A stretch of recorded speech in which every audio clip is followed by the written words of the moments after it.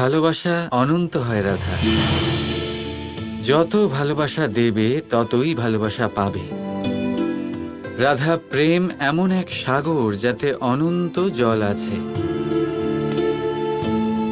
শুধু প্রেমের সঠিক অর্থ বোঝা অত্যন্ত প্রয়োজনীয়। বুঝি, প্রেমের মানে আমি বুঝি কৃষ্ণ। হ্যাঁ, তুমি প্রেমের অর্থ বোঝো রাধা। হ্যাঁ, শুধু প্রেমের মধ্যে হারিয়ে যাওয়া এখনো বাকি আছে।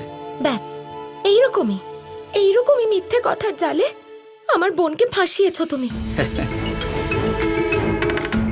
ফেঁসে আছো কেবল তুমি রাধা। চন্দ্রাবলী তো সব জানে। আচ্ছা, আর কি জানে চন্দ্রাবলী? জানে যে তুমি ওকে আর আমাকে একসাথে ভালোবাসো।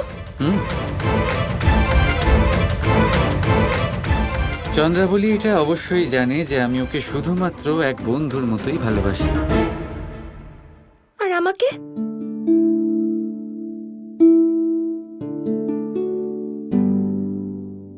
তুমি তো আমার ভালোবাসার সখী রাধা।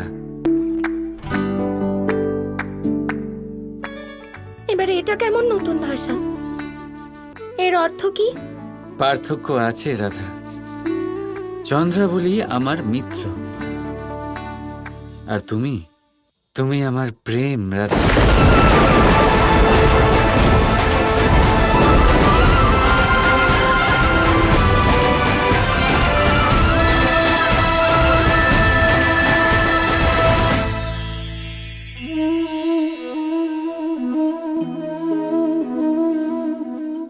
দুধ আর মাখন, যদি আমি আপনাকে জিজ্ঞেস করি এই দুইয়ের মধ্যে সম্পর্ক কি, আপনি বলবেন এ তো সহজ ব্যাপার, দুধ থেকেই তো মাখন তৈরি করা হয়। যদি আমি আপনাকে জিজ্ঞেস করি এই দুইয়ের মধ্যে তফাৎ কি, তাহলে কেউ বলবেন একটা তরল হলে অন্যটা খুবই গাঢ়। কেউ বলবেন একজন পিতা আর অন্যজন সন্তান। না, এই দুইয়ের মধ্যে তফাৎ হলো শুদ্ধতার। মাখন দুধের থেকে অনেক বেশি শুদ্ধ। এই বিষয়টা কিছুটা এইভাবে বোঝা যেতে পারে। যদি কোনো পোকা এসে সেই পাত্রে পড়ে যেখানে দুধ আছে, আপনি কি করেন? আপনি সেই দুধ ফেলে দেন। কিন্তু যদি কোনো পোকা এসে সেই পাত্রে পড়ে যেখানে মাখন আছে, তখন আপনি কি করেন?